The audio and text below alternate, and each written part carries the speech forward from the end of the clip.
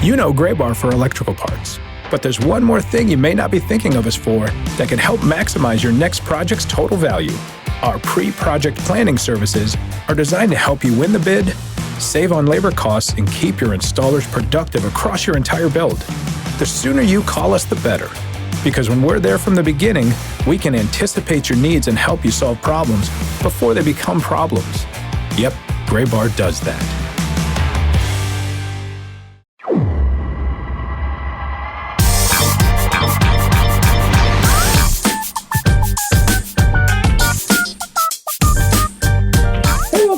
Episode of the Show Before the Show podcast, the official podcast of minor league baseball. It's a very far-flung, I don't want to say disjointed. It's a bit disjointed episode this week of the Show Before the Show in that Ben and I are together. Sam is apart from us, but Sam is also with another familiar voice on this week's episode of the Show Before the Show. Sam was with Josh Jackson this week. We're just like, everybody is running in new circles. Hi, Ben. Hi, Tyler. Good to talk to you. Yeah, it's just the two of us. I'm in here in the MLB offices in New York City, and you're not at home, correct? I don't see a hat wall behind you. And I am in a place that is near and dear to you because I'm drinking a Wawa coffee in Philadelphia, Pennsylvania. There you go. In your home, in the home of Ben's Biz. Nice. I just bought a band. Pause to take a sip. Yeah, I mean, that was good product placement right there. I mean, in an audio medium, but still, you're enjoying your Wawa coffee. I just bought a record by a band called Lip Critic because I happened to hear one of their songs. And the song I heard that I was just like, whoa, this is intense. I want to listen to this. Is called In the Wawa, Convinced I Am God. And if you like really harsh and abrasive, kind of like digital hardcore with punk background, two drummers, chaos, darkness, check out Lip Critic. In the Wawa, Convinced I Am God. That is an amazing song title, and I might pull that up just to hear a song that could engender a title so cool. It's a great song, and it made me feel good because I'm in my 40s now, and I often feel like I'm listening to the same artists I've been listening to for 25 years, and these guys are like 25 years old, and I'm like, yeah, see, I'm still with the cool stuff, the new stuff, the youngsters. Came across a band yesterday that is like currently releasing albums that sound like everything I listened to from about the ages of 18 to 23. And I was like, this is fantastic. This is all like the exact type of pop punk that I would have listened to 20 years ago, but they're like putting these albums out now. Yeah. So I feel cool. Not everything has to be the exact same sounding pop music that exists everywhere in the world. Like there's still room for rock and for punk and for fun things. Hopefully, maybe. Oh, absolutely. There's a lot out there, and I try to stay current, but it is easy to get in familiar patterns, and I like to be loyal to the artists I like, but still, got to find new things. So I'm a Lip Critic fan now. In the Wawa, Convinced I Am God. Well, let's dive in. Benjamin Hill. He is Benjamin Hill. My name is Tyler Vaughn. This is the official podcast of minor league baseball.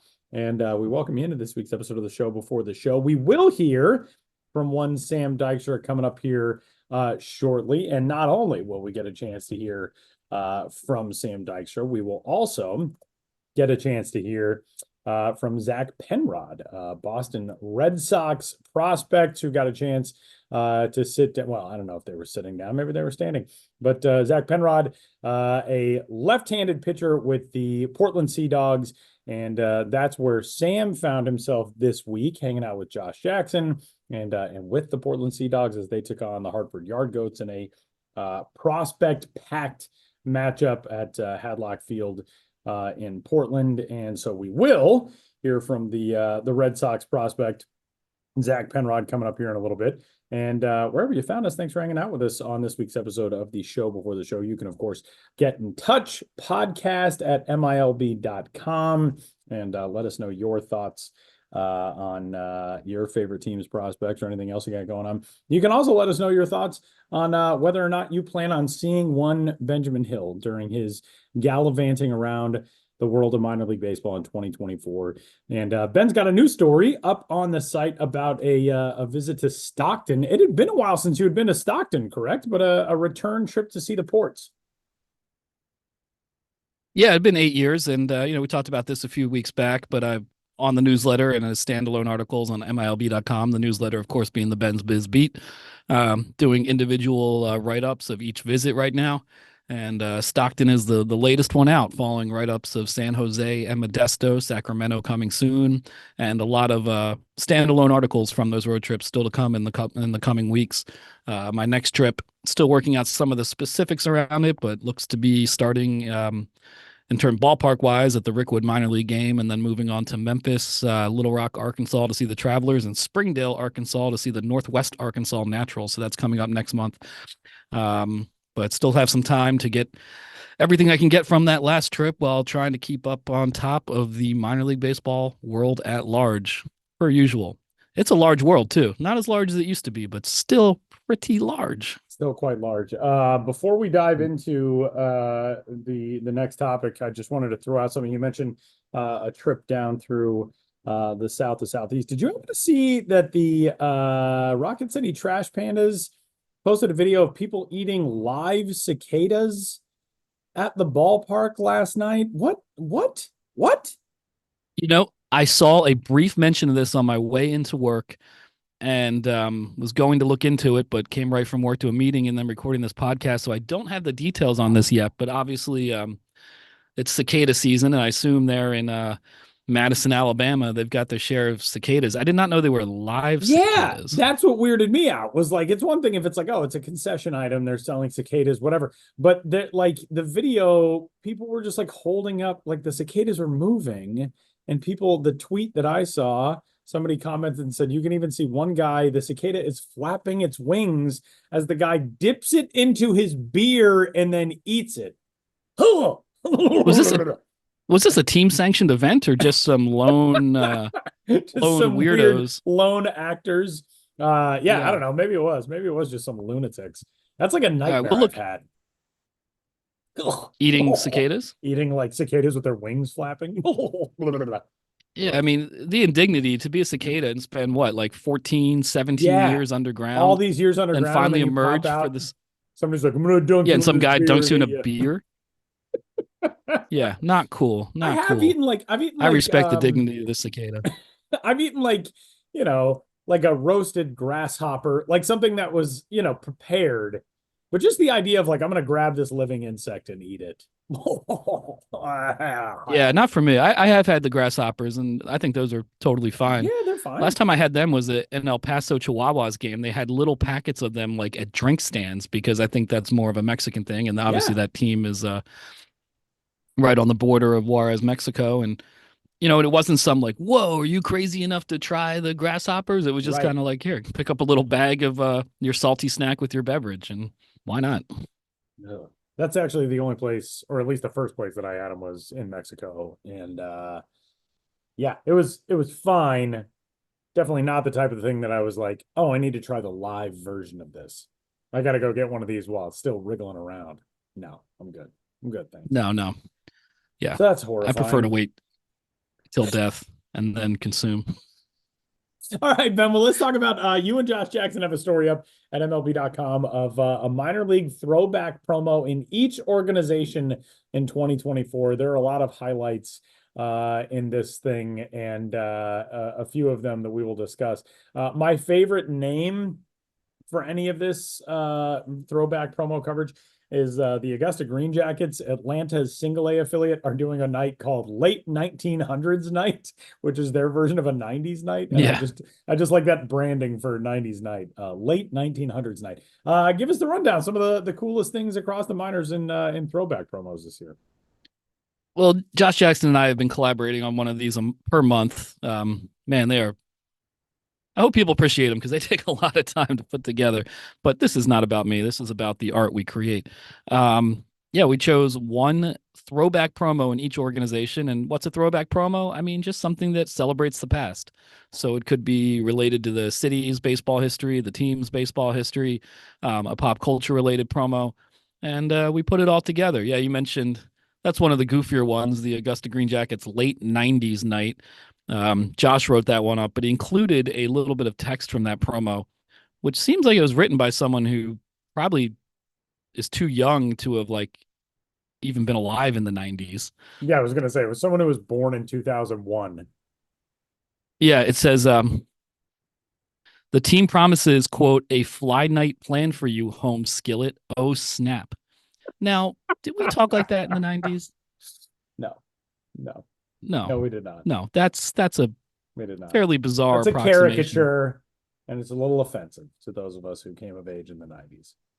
It really is. But there's a lot of good stuff there. Like right below that write up of in Augusta, there's this is an interesting one. The Beloit Snappers are playing as the Fairbanks Fairies, a semi-pro or industrial team that played in the region of Beloit, Wisconsin from 1914 to 1927. So if you like these obscure baseball history celebrations, Fairbank Fairies being celebrated by the Beloit. Did I say Snappers earlier? Yeah, I think Sky so. Carp. But Sky Carp. Soon enough, they will be doing a Snappers throwback night. And the reason I mention that is because the Binghamton Rumble Ponies are doing a Binghamton Mets throwback night. The Binghamton Mets existed up until the end of the 2016 season. So it's not like, they're throwing it way back. It's like, I was already 7 years into working in sports by the time the Binghamton Mets went away. So some of these are not long time throwbacks. They're very recent past throwbacks. Yeah, I mean it runs the gamut for sure. Yeah, Binghamton Mets are a pretty recent throwback. Fairbanks Fairies, not so recent. Lots of other stuff on there to sink your teeth into. Frisco Rough Riders are having a classic TV night with a Mr. T impersonator. So, I mean, that's a big deal. You got to get out and see a Mr. T. They had to get a Mr. T impersonator. I feel like Mr. T is definitely available for hire. Is he not making the rounds in the minor league baseball circuit? As far as I know, I haven't seen him at a minor league ballpark ever, but I think he has been to minor league ballparks and he has been available in recent years. But his appearance fee, I imagine, is quite a bit heftier than a could be Mr. T impersonator. They will also have a replica of the A-Team van. You know, Mr. T was part of the A-Team, of course, and they have a replica of that van. Right? That's the A-Team, right? Yeah, I never really watched that show, and my mom tried to keep us away from.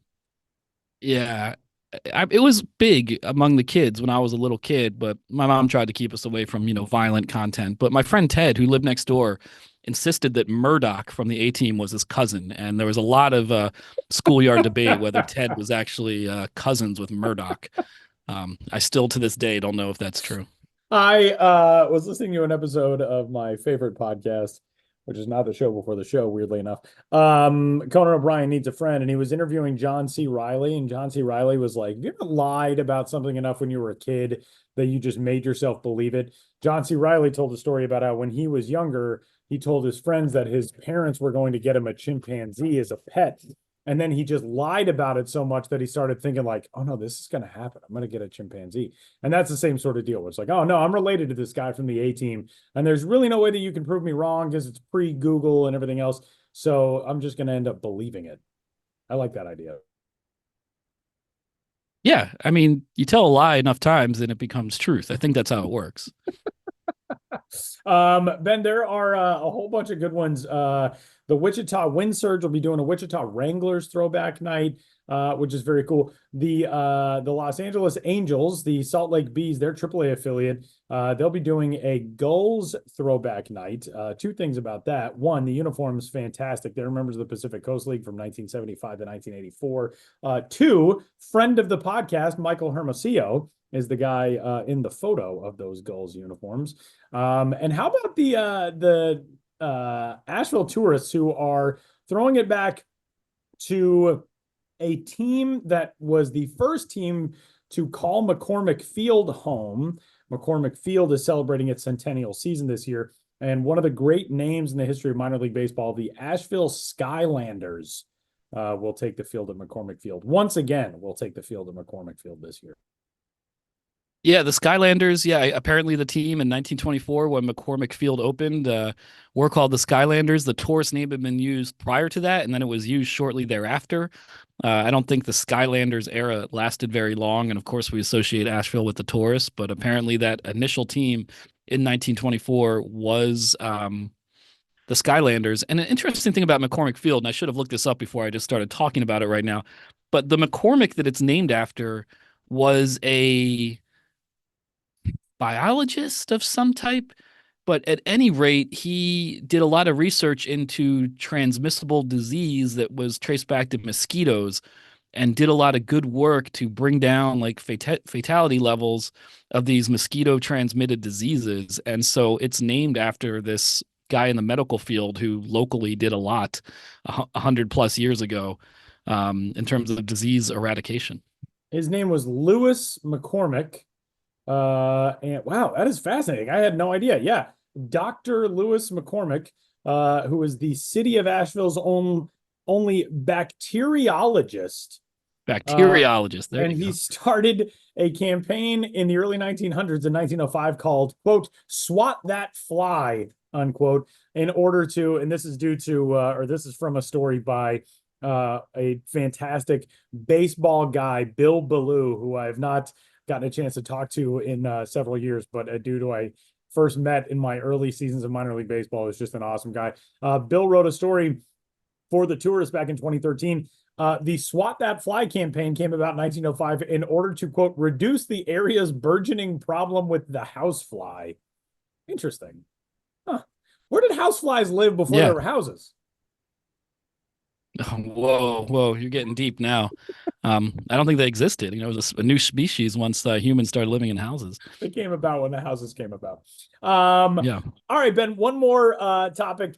There is a cool crossover, minor league baseball, music, and the official league merch folks who are diving into a campaign with some bands that are local to some minor league communities and such. Give us the lowdown on this. It's a cool promo for the official league folks. Yeah, I think some listeners to the show will find this interesting if you haven't heard about it yet. But the Official League is an apparel company that was founded or co-founded, I'm not sure the specifics, by Alan Miller of Collide Sports, who owns the Lake County Captains, Portland Pickles, among other entities. And they have launched this MILB Times Music collaboration with 3 bands partnering with their local minor league baseball teams, like on exclusive limited merchandise. So it is the Worcester Red Sox and Dinosaur Jr., who are from, I guess, fairly nearby Amherst, Massachusetts. Dinosaur Jr., who are led by Jay Massis. They were already stopped by the ballpark as part of that collaboration. And tomorrow in Charleston, Friday, May, whatever that day is, I've lost track of the days. What would that But be? on Friday, Nothing. the day this The podcast 24th. comes out, the 24th, the day this podcast comes out, Band of Horses will be in Charleston, home of the River Dogs, Joseph P. Riley Stadium,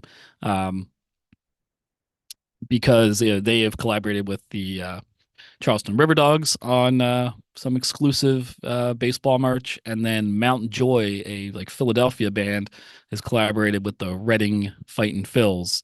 So those are the 3 collaborations going on: Mount Joy in Reading, Dinosaur Jr. in Worcester, and Band of Horses and Charleston, put out by the Official League. And it's a cool concept, and obviously there's a lot of potential out there. So pretty cool to see this expand and tie in musical artists and minor league teams. And for me and a lot of people, that's kind of a crossover of 2 of the best things in the world. I mean, if you, Tyler Maughan, could create a collaboration of that nature between a minor league team and a band, does any come to mind? Oh man, that is a really good idea. I feel like there's got to be, just on the thread that we were discussing earlier with the early 2000s pop punk craze. I'm a big Something Corporate, Jack's Mannequin, Andrew McMahon fan, and he's a Southern California guy. I feel like Rancho Cucamonga or Lake Elsinore or one of those teams, they could do a really solid if you're Lake Elsinore, you could do here's Blink 182 night and have the dudes from San Diego, one of San Diego's most famous bands, come to the ballpark. Speaking of appearance fees, that would be a little hefty. I feel like that would be ripe. Southern California, you could do every single pop punk band that was ever created. Yeah, I think the potential problem, is with the bigger names, you probably have a lot more obstacles to getting these collaborations done. Yeah. I have to find the someone Band of Horses. extremely, very niche. There's got to be Yeah, actually, here is the one that I would really love to see. My favorite band on the planet is St. Paul and the Broken Bones, and their lead singer uh, constantly wears a Birmingham Barons hat because they are from Birmingham. So that I would really like to see. That I would very much enjoy. That's a There real you go. record. Not St. Paul Saints, the Birmingham Barons. Exactly, the Birmingham Barons. Although it would be very fitting if the St. Paul Saints were the ones to do it. But yeah, Paul is constantly wearing a Birmingham Barons hat, and I think that'd be very cool to see that. Okay, make that happen. Make that happen. Birmingham Barons, give us a call at milb.com, and we'll see if we can hook you up with Paul Janeway and St. Paul and the Broken Bones. Just dial 1-800-BENZ-BIZ, and we'll see what we can do. Yeah, Pretty sure that's that how is this a working podcast line. Call me up, 1-800-BENZ-BIZ. All right, Ben, we're going to step aside, you and I. We're going to toss this out to Portland, Maine. I don't know where that is. And we'll hear from Sam with Zach Penrod of the Boston Red Sox organization. And Sam and Josh get a chance to hang out for a little bit on the Show Before the Show podcast. And then after this week's episode of Ghost of the Miners, back to wrap things up on the other side.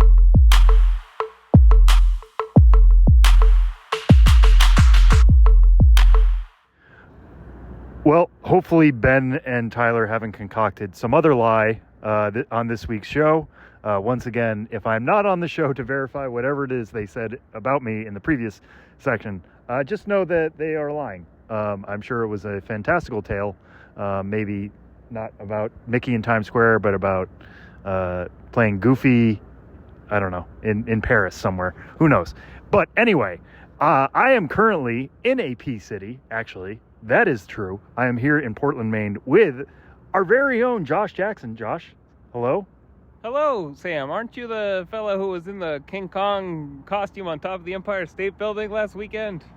This isn't helping, Josh. You're supposed to be in this together. We're actually sharing a segment now. Right. Yeah. Well, this is fun because you are actually, we've pulled you out of Radioland in some ways, out of the ghosts. And you are here now. I got to spend the last 2 days with you as part of the MLB Pipeline Prospect Showcase game in Portland, Maine, between the Portland Sea Dogs and the Hartford Yard Goats. We'll get into the game stuff a little bit down the line, but you are a native of Maine, as we've said many times on the show. You were kind of my guide to Hadlock Field this week. What was it like to kind of go through that? Because we got to do a ballpark tour led by you of all the main spots in Hadlock Field. What did you... No, I won't say learn because you know so much about that stadium, but what was it like to kind of revisit it through that lens? Well, it's just exceptionally fun. I'll take the opportunity anytime to show anybody around Hadlock and Portland. I grew up in Portland.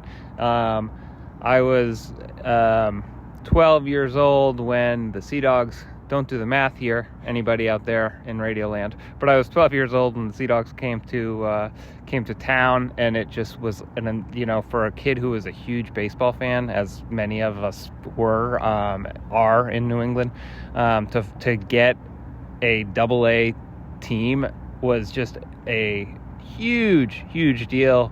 And so the Sea Dogs, in a way, have been like, I don't know, my guiding light toward minor league baseball since then, and have helped me to fall in love with everything that's great about the minors. And I spent about 20, I don't know. I spent, again, let's not do the math. I spent a number of years away from Maine, not living in Maine.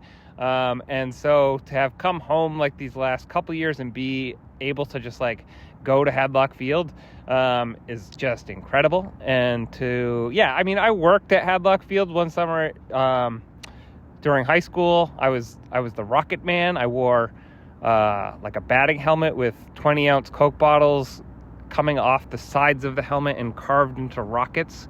And they would play Rocket Man.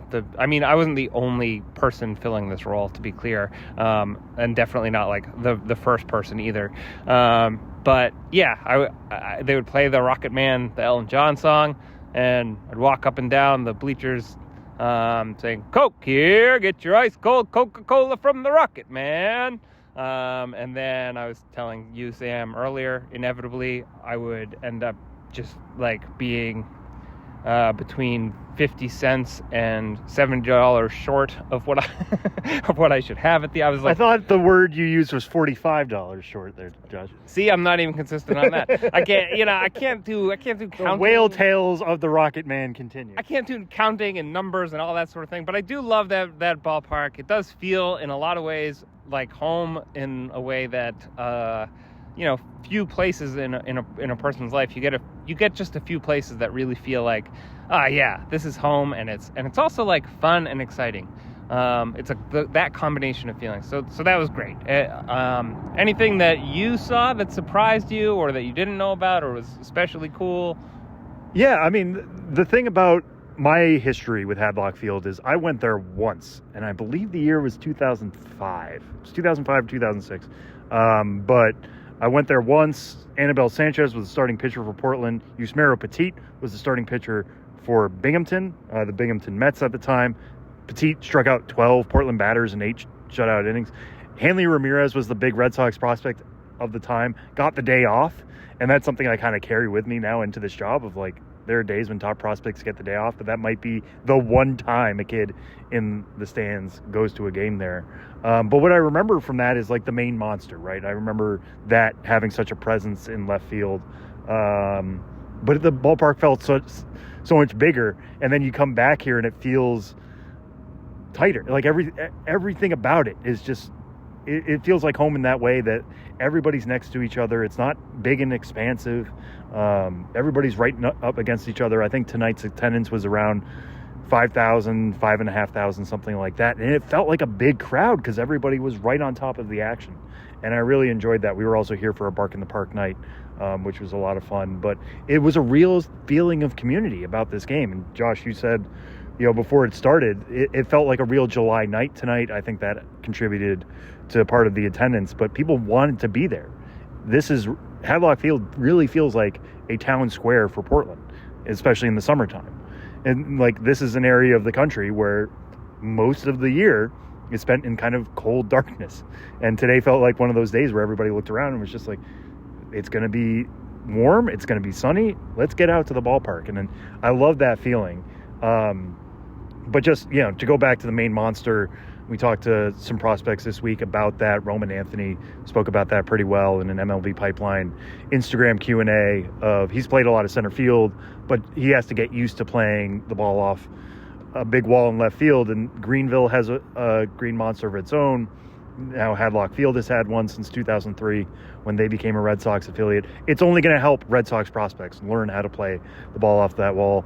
Josh, you got to jump into the wall. I did. Play a little bit of left field yourself. It's really easy. I don't know what the big deal is. It's really easy to play left field against that wall. I did a little simulation that it's probably gone from the MILB Insta story now, but maybe it'll be up somewhere else. We have it saved. Okay. Yeah, we will post it to the regular. No problem. Yeah. No problem. I'll catch any ball that anybody sends out there. And your shoulder is definitely not sore from the impact against the padding. Not. It's only slightly dislocated. It's on the other side. It's my left shoulder, and it's on the other side of my right shoulder right now. So it'll gradually creep back overnight, I'm sure, and everything's fine there. By the time this podcast runs, we will locate your shoulder again, is what you're saying. A found shoulder. But it really was cool to see that, to see the community come together there at Hadlock Field. And then, of course, Josh, you and I shared. We didn't share. We had one of our own separately, but we had Sea Dog biscuits, which, if you've never been to a game at Hadlock Field and you have not had a Sea Dog biscuit, it is a holy experience. I gave it a 70 grade on the 20-80 scale. I feel like the farther away from it I'm going to get, it's probably going to creep up to an 80 because I just don't have one on me at all times. Like, I'm craving one now, and the game has been over for many hours. But how would you describe the Sea Dog biscuit experience? Well, it's also like the warmer it is outside, the better the Sea Dog biscuit is. They've figured out, I don't know what alchemy they've got going on, but it doesn't get melty on you, but it's not like super block hard frozen ice cream. No. It's like it's a nice pliant ice cream without being a runny ice cream, and it stays that way. And I've talked to some people with the Sea Dogs about this before, and like they haven't revealed any secrets, but they mentioned like, yeah, there's like little kids with like tiny little hands trying to eat these things over the course of an August night, where they're eating it for like 3 innings, and they can't have it be like melted all that. So it stays like, it's just a remarkably impressive treat. And you gave the 70 grade last night, and tonight was a warmer night, and I'm wondering if that even factored into like giving you more of a hankering to have one. Like, we're sitting on a park bench right now, and I'll tell you, I could go for another Sea Dog biscuit. Yeah, I've got a hankering for one myself right now. Again, I think we have to do a heist maybe to get into Hadlock Field. We're not actually saying that. If you were listening to and you're one of the Portland Sea Dogs front office staff, we did not actually break in, but if you find yourself... Drop the charges. Please drop the charges. But yeah, no, I agree. I mean, that's the thing, is that like I said earlier, it might creep up to an 80, because the most recent one I had, which was on this warm May night that really felt like July, it really hit the spot. And we should say what a Sea Dog biscuit actually is. I don't think we've done that yet. It's an ice cream sandwich, but the sandwich bits are 2 chocolate chip cookies. Yeah, pretty sizable cookies, and they're frozen, but they're not like, when I say a cookie is frozen, you're picturing like a hockey puck almost. It's not. It's that pliant thing I mentioned. It's like the cookie has give and yet is frozen. It almost feels like the cookie has been recently microwaved, which would make no sense. But yeah, it does. Because feel you that wouldn't way, you wouldn't put that warm. on ice cream. It's not at all warm. It's not at all warm. But no. it does feel like it's got the softness of a. Yeah, it's quite the confectionery concoction. Yeah, it's absolutely terrific, and I wish every minor league ballpark would have something like this. Many do, not necessarily ice cream sandwiches, but just something that you identify with a specific place. The Dodger dog, the Fenway Frank. It doesn't have to be hot dog based. It can be a dessert. It doesn't have to be entree based or main based. It can be something cool off to the side. So I'm really glad that Portland has one. I'm really glad I had one. I had 2. I had one on Tuesday night. I had one on Wednesday night. I might be having another if we go through with this heist. But again, none of you heard that. All right, Josh. So one thing that we got to do too that I know was very special to you was we got to raise the lighthouse. And if you don't know what that means, when Portland Sea Dogs players hit a home run, there's a lighthouse that goes off in center field, and there's usually some pyrotechnics. It raises up over the wall. You don't see it until a home run happens, and with the foghorn blast, it raises up over the wall, and fireworks go off. And that's been going on since I was 12. Yeah. It's pure Maine. It's the perfect Maine home run celebration. And we were talking about doing the tour, and did Chris Cameron, the great Sea Dogs, he does everything there. I don't might be assistant GM, but he's media coordinator, I think, is part of his job. Yes. But yeah. Did he mention it first? At some point, it seemed like it became a possibility that we would be able to raise the lighthouse, especially for our tour, and I just about lost my mind. It was so funny because I asked Chris, like, what is something we should focus on? Because we're doing a ballpark tour. Josh knows everything about this ballpark, but you guys know it even better. What is something we should do? And they said, okay, well, feature the Maine monster, feature the trash monsters, which is what we did, Slugger, the Sea Dog, the great mascot, and friend of the show, who was once drafted first overall in a draft by Josh Jackson. And the other thing was the lighthouse. And I'm like, well, the lighthouse only comes out for home runs. I don't know if we can really feature it. But Josh jumped on and was like, could we get them to do it for us? So after the game tonight, after a great Portland Sea Dogs comeback, they coordinated that with us and were able to raise the Portland lighthouse just for you, Josh. All like the Milb Instagram followers, but I want to say it was just for you. It was it's a special moment in my career. I'll put that on my LinkedIn profile. Once had the Hadlock Field lighthouse raised on request. And that lighthouse does go up for home runs. We saw a couple home runs. You mentioned Amador's home run tonight. Marcelo Meyer hit a home run last night. These are 2 teams that are pretty loaded with prospects. Yeah, 100%. I mean, the reason why we picked this series, right, was because there are 6 active top 100 prospects between Hartford in Portland. There were 7 coming into this week. Zach Veen's currently on the IL with a back issue. But still, 3 for each team. We got to see Marcelo Meyer homer on Tuesday night. I got to talk to him a little bit about it, just in terms of his overall performance so far this season. He was dealing with a shoulder injury for much of last season, finally got surgery late in the year. Wasn't swinging at all until January. Was starting to build up through the spring. Now he's hitting a lot of doubles. He's showing pull side power. He almost hit 1 home run tonight, Josh. That was just foul. I told him that it was 391 according to TrackMan, and he was like, "Yeah, it went further than 391." He knew he just missed it, which is too bad. But we're getting a healthy Marcelo Meyer in 2024, and that's big news for the Red Sox. Kyle Teal was productive tonight. He drove in 4 runs. Nice double. Yeah, he showed some good power to the gaps. Roman Anthony, I think, is still trying to put the pieces together, but just turned 20 earlier this month, is already at AA, climbed 3 levels last year. He typically makes really good swing decisions. The power is certainly there for him. He's playing a lot of center field, so that's exciting. Adel Amador, who you mentioned, Josh, homered for the first time for Hartford. He's actually had a really good approach for much of the year, balancing walks and strikeouts and getting on base, but his batting average has started with 1, and he hadn't homered until this week. So maybe that's the start of something for power for him. He's battled a hamate injury in the past, and that can typically take like up to a year for your power to fully come back. So maybe that's an issue for him. I talked to Sterling Thompson, another big Rockies prospect. He's just got a really sweet left-handed swing. He's been playing a lot of left field. They've tried him at first base. They've tried him at other spots on the infield. He's played some right field as well. But I think putting him in left, allowing him to focus on his offensive ability is so big. And you can see the results. I mean, they're starting to turn around now that he's not playing first base, that he's not trying to learn a new position on the fly, that he can be where he's most comfortable. So that's something to follow for the Rockies there. But yeah, it was such a loaded series overall.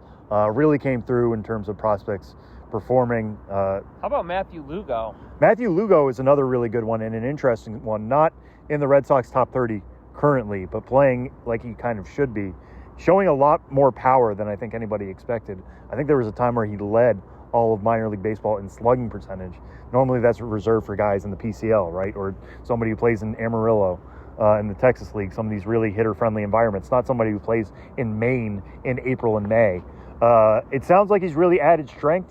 He's played a lot of left field, too, because he was drafted and developed initially as a shortstop, but Meyer's going to get tons of looks there. Actually, I also saw Marcelo Meyer playing third base in pregame reps.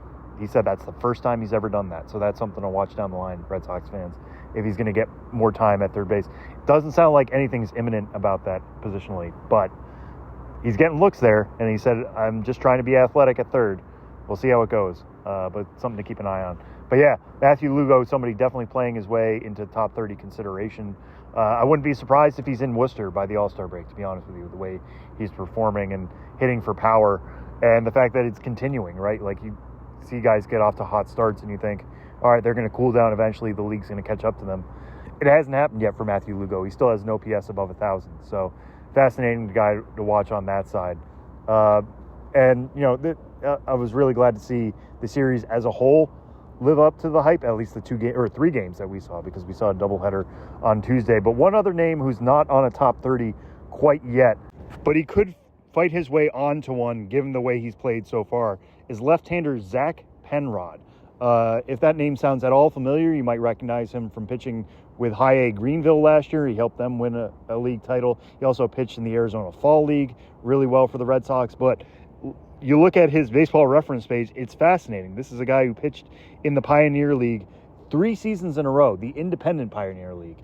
Was signed by the Red Sox late last year. Was actually pitching earlier in his career in the Rangers system.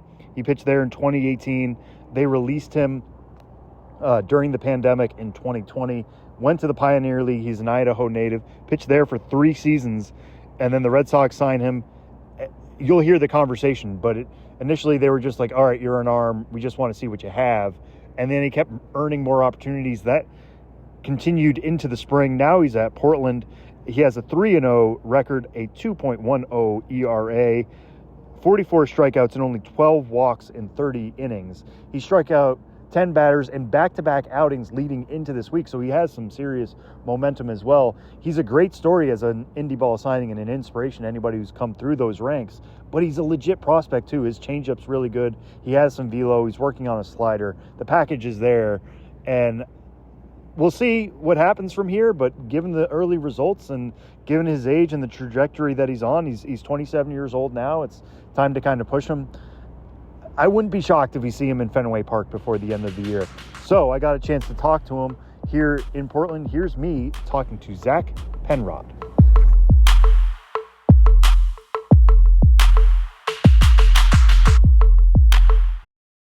This episode is brought to you by Stouffer's. Here comes 3-time juggling champion Natalia Rogers. She's juggling law school, her TA job. Oh, narrowly catches the laundry. What's that fourth ball? Parents unexpectedly showed up at dinner time? Is that too much for Natalia? Not with Stouffer's Chicken Alfredo and its mouth-watering mix of Asiago, Romano, and Parmesan. When you're juggling 4 things at once and the clock strikes dinner, think Stouffer's. First off, I wanted to start with, you're on back-to-back 10 strikeout outings. What's been the most effective thing for you recently? Effective, just living in the zone, honestly. Like getting ahead of hitters and just playing my off speeds off my fastball really well lately. Just seems to be working. Yeah, and this is your first time at the AA level. What have you learned about the game here, and what has the experience been two stops away from the show? Just minimizing mistakes. I think obviously majority of my runs have come off of home runs.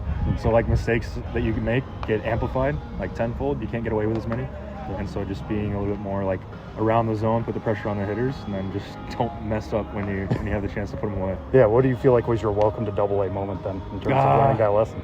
I mean, I think just like I think my first 2 starts, I didn't allow a run, and then I was like, I know I'm not going to do this all the time, but like I'd like to keep this up. And then when I got to Hartford, it was like in front of like some 5,000 fans. I gave up a 3-run jack in the 3rd inning, and I was like, okay, that's like, this is real. Like they're still gonna put runs up on me and stuff. It's not gonna happen forever. So, but I think that was my welcome to AA moment. Right. The crowd got real loud. Couldn't really think anymore. So, especially in a ballpark like that where it's so small and everybody feels like on top of you. Yeah, I definitely felt it. And we were talking a little bit about how short of an off season it was for you getting to Fort Myers in January. What has that experience been like to go through spring training with the club? It was good, honestly. Like my normal off season doesn't end until I think last week is when indie ball spring training started. So it gave me an opportunity to like work on things that I normally wouldn't work on. I would normally just be throwing bullpens and trying to like just find like comfortability with pitches and stuff before the season starts. I think it was more just like an introductory, like I got to go into a couple big league games. I thought that was cool. But it was mostly just like working on stuff and like getting the opportunity to work with like pitching coordinators and like have TrackMan and everything like that. So I like understand what my pitches are doing rather than just throwing them in the zone. So, and just like honing things. Yeah, it's really good. Well, especially when you're talking about looking at your pitches, I feel like the changeup stands up most to me. Having seen it, what do you feel like it does best when you are studying it that way? Like as far as like movement stuff goes, I think like as if it's diving away from right-handed hitters, because then that opens up me going away from them with the fastball and then playing it off. I think the spin works really well off of my fastball, and so like if I can live fastball away and then just dive the changeup down, that's where it's going to be most effective. And then most of my spring training, I sat working on the slider to try to get that one going in too, to open up the inside part of the plate and work on getting lefties out. And I think that it's come a long way. So I think overall, changeup's always there for me. It's been my put away pitch, and it's working. And as long as that's working, then we can just keep working on the slider. Yeah. What are you doing to work on the slider? What do you want it to do more of? Just trying to just get him to swing at it away. It's kind of a cuttery right now, which is really good to righties, but to lefties, it's just not playing the way I wanted it to. So just working on getting to sweep out a little bit more, I think. Not necessarily become a sweeper, but like just open up the opportunity to like get lefties out chasing or get them to ground balls and stuff like that. Yeah, and we've basically alluded to it at this point, but I want to get into your backstory of the Red Sox signing you late last summer, bringing you over to Greenville. What was that process like? When did you first hear the Red Sox were interested, and how quickly was it a yes from you to sign from the Pioneer League? It was. I remember it was a Friday. We were in Great Falls, Montana, and just kind of like going through the normal day-to-day stuff. And my manager texted me in the morning. I woke up and it was, hey, Red Sox are interested, is like get all like the documents and stuff sent over so they can kind of like start the process and maybe like talk to you a little bit. And I was like, oh, sure. Like not thinking anything of it, because I think there was a couple years prior to where teams had reached out and asked for that stuff, so it was nothing really like crazy. And then it was Monday morning, it was our off day. I woke up to a call from my coach. He said, hey, the Red Sox might be close to pulling the trigger. Like, I gave him your number. They might reach out today. And then literally, like, 2 hours later, they called me and they said, hey, will you have this opportunity? And I said, well, let me think about it. try to drag it out a little bit, get the excitement out, and then call him back. And I told him, yeah, let's make it happen. And they put me on a flight the next day. So. Yeah, and you went to Greenville, who won a Sally League championship. But was that the opportunity that they explained to you? Was that we have an opening here at High A, or what was that? Yeah, they told me, they were basically like, hey, we need a starter. We're gonna send you to Greenville.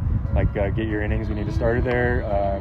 Work with what you can, and we'll see what happens after that. Mm-hmm. And so it was the understanding I had was I was just gonna go there, start, and I just wanted to make the most of it. So. Yeah. Did they give you any instructions of like, hey, we really do like your changeup, lean on that a lot, or is it just, hey, you're here as an arm, do your thing, and we'll figure it out later? To begin with, a lot of it was like, just show us what you got. Like pitch to your strengths, and then we'll figure out from there. And so when I showed up, it was first start was just do your thing. We want to see what you have and go from there. And then starts after that was work on certain things and like hone different areas, and it became more about developing that sort of thing. But in the beginning, it was definitely just show us your stuff and play it out. Yeah, was the fall league even on your mind at any point? Not even close. not even remotely close. I thought no way that was ever going to happen for me. Just like I knew I had friends that when I was with the Texas Rangers that got to go play and stuff, and I was like, oh, that's a cool experience, but like not something I'd ever really even thought about crossed my mind. So when they told me, I was absolutely elated. I didn't even know what to say. I was like, yeah. Of course, I had to preface. I was like, well, I remember talking to Iggy. He called me in the office, and he told me, what do you think of the fall league? I go, well, what month is that again? And he goes, it's October to November. And I go, well, before I get too excited, I am getting married in the middle of October. And he's like, oh yeah, we'll work through it. Okay, perfect. So and then that was when I let myself get excited about it. So. Yeah, what was the conversation like with your wife then? It definitely, I think I said it last year. It was a bit of a long pause when I told her. I had to preface it. I said, remember, this is a really good opportunity. And then I told her, like, it's from October to November, and it was just really quiet for a second. She's like, that's great. I was like, yeah. So. You had to do a lot of chores around the house to make up for it. It was definitely, yeah. I had to make up for it quite a bit.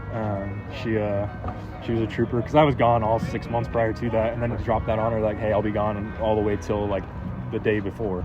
So, but yeah, we're making up for it. Yeah, no, I get it. And you talk about that mentality of just showing up and just showing what you got. How do you carry that through, especially to this year, where now you are two spots away? Yeah, I did just continually doing what I know I can do. I think I spent 3 years in indie ball trying to figure out how to pitch, and I think it's kind of playing now, just having the confidence as I like go from start to start, just building confidence each one to like continue to attack the zone and everything, like understanding that my pitches will play and that I can get hitters out. Mm-hmm. So just carrying the confidence from one start to the other is what's being effective for me, and so just got to keep doing it. Do you feel like there's been a shift in mentality in how the club treats you now? No, I think it's been pretty standard. They treat me great here. I like this place from the very beginning. They were very complimentary of everything that I had, and they continue to do so. And maybe just opportunities given. Obviously, the fall league was huge. That instilled a lot of confidence from them and me, and so I think they treat me great. So Yeah, and how would you describe the Pioneer League as a guy who's from Idaho? Like, the Pioneer League, that's kind of the center around there. Yeah. And you spent 3 years out of there, but now you're a success story out of it. Yeah, honestly, Pioneer League I think it was pretty great for what it started out being. I know with the restructuring, a lot of people were curious what it was going to be like when they shifted from affiliate to pro ball. I think just because there's such a lack of teams up there in the Northwest, that it's always exciting to have like a team there and like that you can go watch on a game night. And so the fans really appreciated having it still there. And so the support from like the fan standpoint was awesome. And then just the competitive wise, it became kind of a starter league almost for like college guys that may have just missed a draft. So the competitiveness was really good. Mm-hmm. There's guys that are chomping at the bit to get that opportunity that maybe they missed out on. And so like I think the camaraderie, I guess is the word I would use, like guys coming together because all trying to accomplish that goal of getting picked up is really cool. Really cool. Yeah, and the fact that you stuck with it for 3 years. I mean, you mentioned your time with the Rangers. You were with the Rangers for a while, got released after you had Tommy John. You kept going back to that well. What was that thought process and like keep trying to show your stuff and eventually it worked out? It was just mostly just like thinking of I remember thinking to myself when they called me and released me, I went through a little bit of a period where I was like, well, I mean, is this something I want to keep doing? And it was like an overwhelming sense of, yes, this is what I need to do. And every year that I spent in the Pioneer League, I felt like each new year was like something I had more to offer. Like every single year, I have something more to offer, and I can't just do myself like that until I know that this is the time to be done. And so I was like, as long as I continue to believe in myself and trust that what I'm doing is right, I know that eventually the opportunity will come. And just having the support of my family, just to be able to like continue to do that was awesome. And so, like I said, it was just that feeling of like I have something to offer. I know somebody's going to take a shot, and when it happens, I just got to make the most of it. How do you feel like you developed as a starter then, from where you were year one in the Pioneer League to when you did sign? I think the confidence thing, like I said, was a huge thing.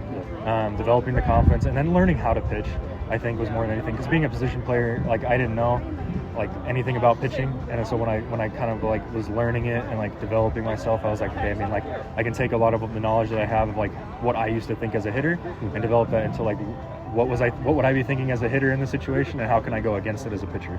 And so like leaning on that information and then like going as a starter, I definitely like starting a little bit more. I feel like I can have the chance to like go after guys. If some guy gets the best of me one time, I'm like, all right, well, I'm going to do something different to like mess with you this time. And so just having that ability to like go through the lineup a couple times and like continually attack guys in different ways, I think it's a lot of fun. Do you ever think about how Penrod, the hitter, would attack Zach, the pitcher? Sometimes, especially when I'm trying to get a lefty out. Yeah. So that's something I've definitely thought about a lot. But I don't think it'd be too hard. That's why I'm pitching now, right? Do you ever ask to take BP even like here? All the time. Yeah. They'll never stop. Now you're very important to this organization. Like, I'm not touching the bat. Yeah, right. I've gotten a piece with that. Fair enough. And you're an Idaho guy. You're now in Maine, which is not very far from Boston. What have you learned about New England just in the past few months? The Northeast is definitely different. It was cold for the last month. That was an adjustment period, but not much different than springs in Idaho. We used to start the season in February. It'd be rainy and snowy, so it was kind of like going back to that. Because, like I said, my season didn't usually start till May. So it was all warm and nice, but now, starting in April and everything, it was nice and cold. But I'm liking the Northeast. It's not too bad. It's definitely different than Idaho. Things are a little bit more cramped, close together. But it's nice up here in Maine. I like it, being on the water and stuff. I'd never been to the Atlantic Ocean, so it was different. Oh, there you go. Was that one of the first things you did when you got here? Was go check out a lighthouse or something like that? We haven't done it yet. My wife and I have been trying to venture out a little bit more, but we're not many off days, and the schedule's kind of wonky. But when we get the opportunity, we go and adventure a little bit. So. Yeah, with Kyle Manzardo getting called up, I mean, Idaho baseball is kind of having a little bit of a moment right now. Oh yeah. What is that something you guys are talking about? Like, is Idaho natives like friends back home or anything like that? I think I've always been under the opinion that Idaho is very underrepresented. I think there's a lot of good talent there that goes missed just because there isn't any D1 opportunities in Idaho in and of itself. I think a lot of guys they got to branch out and get lost in like junior college and stuff like that. The guys that are good, obviously like Manzardo. I think Greeling, I noticed that with the Yankees last week in Somerset.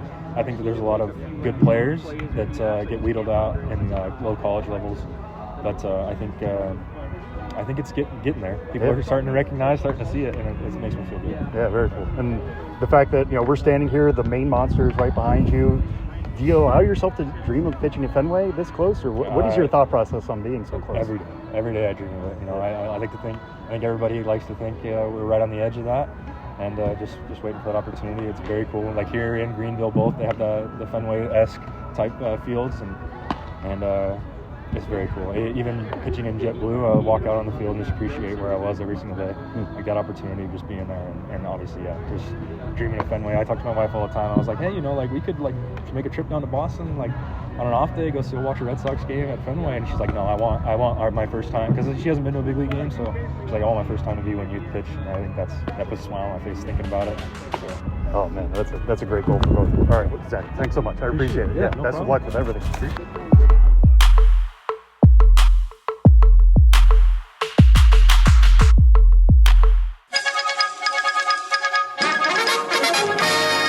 Interrupt this podcast to bring you another thrilling edition of Ghosts of the Miners. Now, here's your correspondent and host, Joshua Jackson.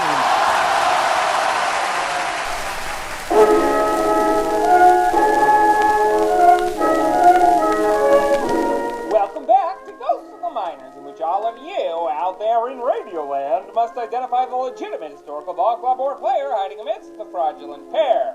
One once made his living in pro ball for years and years. The others were never even living at all. In the last segment, I asked you which of the following minor league baseball players did at one time exist. A. Tex Jeans. B. California Trousers. C. North Cummerbund. You're as reliable as an old pair of Wranglers if you picked A. Tex Jeans, who logged 82 big league plate appearances scattered across 5 non-consecutive years in the middle of a glorious minor league career that took him from age 20 to age 39. Tex was born Ernest Lee Jeans in the town of Maypearl, Texas at the dawn of the 20th century. Through and through a son of the Lone Star State, it's possible he was not the only star in the family. Popular sources today say Tex was the nephew of Tris Speaker, that is. But was he, Tex, the nephew of him, Tris? Tex was almost certainly no kin to Tris. Over his 2 full decades as a professional ball player, Jeans spent 53 games in the big leagues, the first one coming in 1921 when he briefly broke through with the Cleveland Club, which was managed, of course, by star outfielder Tris Speaker. 'Twas Tris, the true uncle of Tex. 'Twould be innumerable articles easily found today about the talented nephew breaking through with his uncle's team. Tar not. In fact, in February of 21, the Chicago Tribune ran a column about players whom various big league teams planned to bring to spring camp. In reporting on Cleveland recruits, it says, among the 32 players manager Tris Speaker will lead south is Ernie Jeans, 19-year-old outfielder from Maypearl, Texas. Jeans stands 6 feet and weighs 180 pounds. End of note. Furthermore, a 1935 United Press item announcing the hiring of Jeans as the playing manager of the West Dixie League's Longview Club describes Tex as Tris's protege and makes no mention of any family ties. It seems most likely that Tris Speaker was an avuncular figure for Tex Jeans, and those who believe they were blood relatives should be ready to cry uncle on that claim. But, although Jeans likely did not share genes with Speaker, let's speak this clearly. Jeans could suck. Despite never really getting the chance to settle into the majors, he had a .274 batting average with a homer over 73 at-bats. In his final full season as a player, when he was over 35 years old, he was skipper of Longview again as the club moved to the East Texas League for 1936, and Tex was the toast of the circuit, batting .362 for the Loop League. And that's how Jeans never washed up. Now, on to the question for next time. Which of these teams dug in deep in the minors of yesteryear? A. The Kenford Blind Bats. B. The Sheffield Cave Sharks. C. The Thetford Mines Miners. Want to know the answer? Take a dive. Or tune into the next Ghost of the Miners. But for now, you'll have to excuse me. My producer Ben Hill is going motor courting, and I've got to woo his jalopy.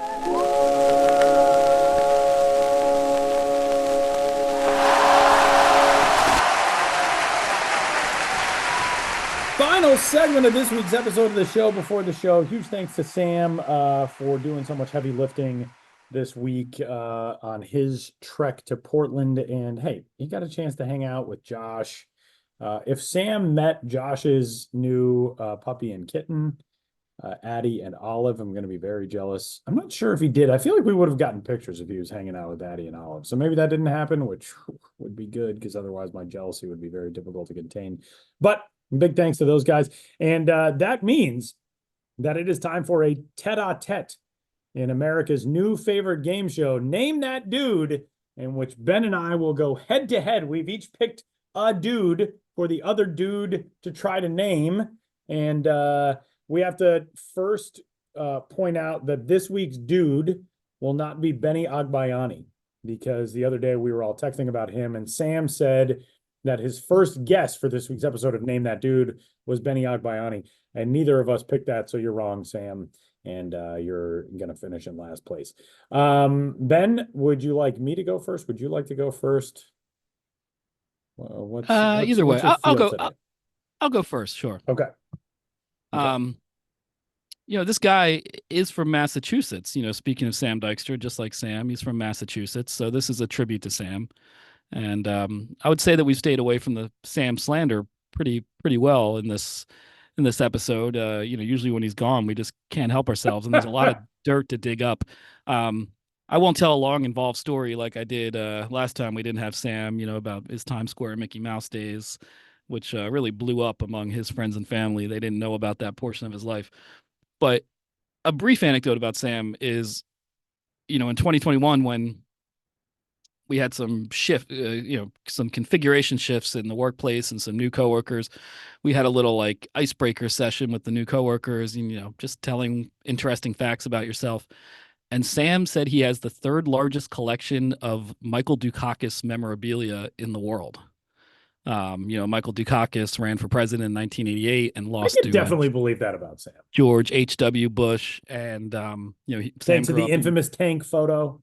Yeah, exactly. So he grew up in Palmer, Massachusetts, and, it was a crushing loss for people in Massachusetts. And, he was, I think, born before Michael Dukakis's run, but there were still Michael Dukakis yard signs all over his hometown because the place was so crushed and they just didn't want to believe that he lost. So I think his way of dealing with that local trauma was to just dive into Dukakis world. And so he had the third largest collection, and the largest collection actually was also some guy in Palmer, Massachusetts. So he didn't even have the largest collection in Palmer. That was a guy named Mikey D, not Michael Dukakis himself, but just a guy named Mikey D in Palmer. And he ran a website for a time called DukakisWorld.net, where he would talk about all things Dukakis with other Dukakis heads. With fellow Dukakisites. Yeah, there were Dukakisites, there's like a caucus, so it was Dukakisites.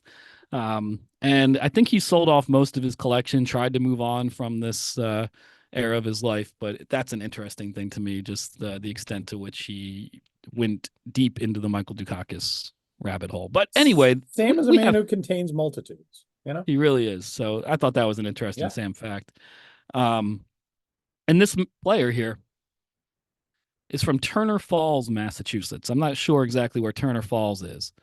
He was drafted by the Detroit Tigers and at the age of 18 made his debut in the Appy League in Bristol. Bristol, which straddles the state line between Virginia and Tennessee in 1988. Moved on to Lakeland, now the Flying Tigers. Just back then, they were the Tigers in the Florida State League. Then London, Connecticut, London, Ontario. In the Eastern League in 1990, the London Tigers, Toledo Mud Hens in 1991, as well as also the London Tigers, Toledo 92, and then he made his major league debut in 1992 with the Detroit Tigers, but only played 9 games with Detroit, so he didn't really make an impact there. Then he went to the Mets and made a little bit of a name for himself, became a little bit more of a well-known name. The Mets in 94, 95, 96, then the Phillies in 97, 98, 99, and 2000. Before a little bit of time in Boston later in the 2000 season, and closing out his career in 2001 with the Atlanta Braves. He was a position player, a lefty, a first baseman, a Mets/Phillies first baseman from the mid 2000s, 90s or mid 90s. His career was 94 through 2001 in Atlanta in 2001.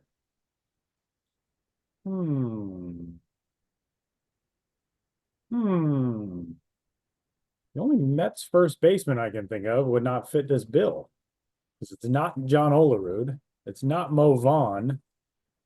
No, he only had one season with the Mets where he was the primary starter. That was 1995. Okay. When he played 134 games, hit 22 home runs. Which I should know, because the opening game, the first official big league game at Coors Field, was against the Mets. Dante Bichette hit a walk-off home run, bottom of the 12th, 14th. So I should know that. I was at that game. Who would the Mets first baseman have been? And he did. Phillies fans. He had his best years with the Phillies, and I was going to a lot of Phillies games at this time in a nearly empty Veterans Stadium. He had 2 100 RBI seasons with the Phillies, 3 20 home run seasons, and played a fantastic first base, one of the best fielding first basemen I've ever seen in my life, especially on those picks, on those hard thrown one hoppers thrown across the infield. He was a machine at gobbling these up. Man, I have no idea. First baseman, Turner Falls, Massachusetts. Initials RB. Rico Bronya. There you go. Rico Bronya was from Turner Falls, Massachusetts? Yeah, it sounds like a really idyllic place. Never have known that. Interesting. Wow. Now I got to look up Rico Bronya. Interesting. I would never have known that. Yeah, and he was drafted out of high school in Watertown, Connecticut. I would have had no clue. His name is Rico Joseph Bronya. One of the rare guys who exceeded his rookie limits during the 1994 strike season. Interesting. Wow. If you had not given me initials, I was like trying to think of random mid-2000s National League players. I would never have. He led the National League in sacrifice flies in 1998. There you go. Yeah. I was a big fan of those reference. Yeah, those late 90s Phillies teams. They never really got it together, but man, I enjoyed those teams. Rico Bronya, Doug Glanville, Desi Relaford.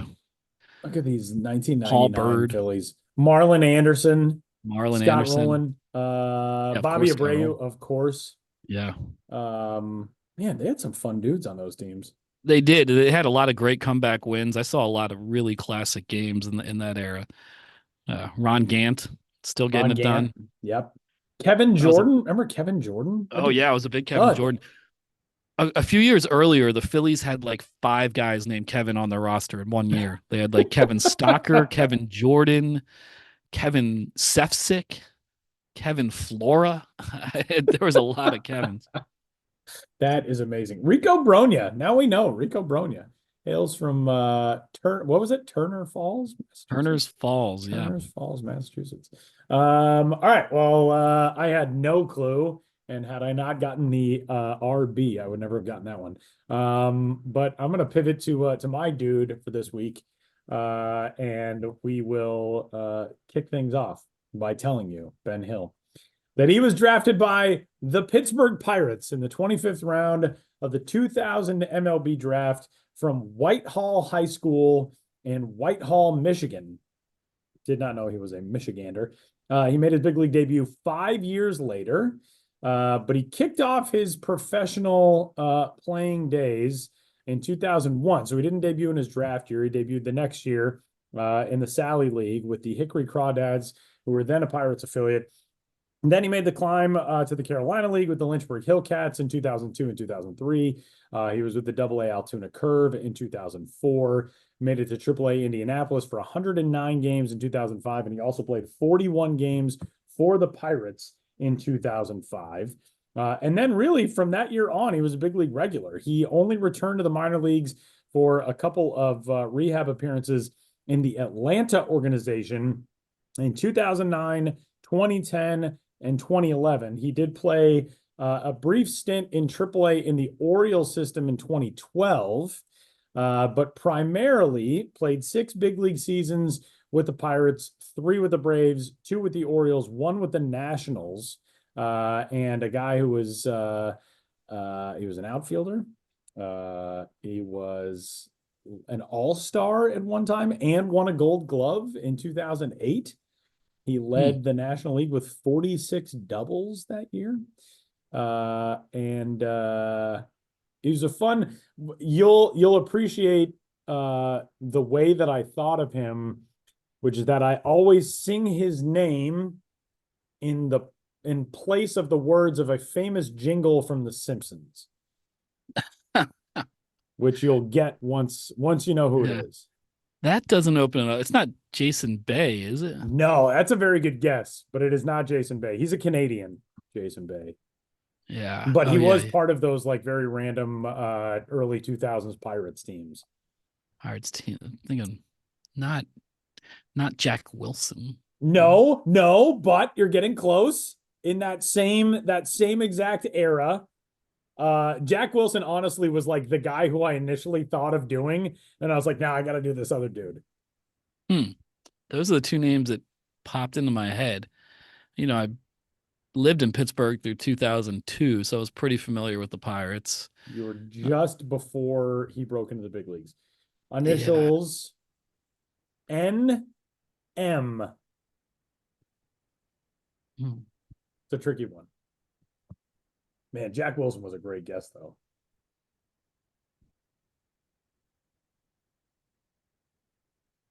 It's from Michigan? He's from Michigan, which, again, I would never have known. NM. Nick? Ned? Ned would be good.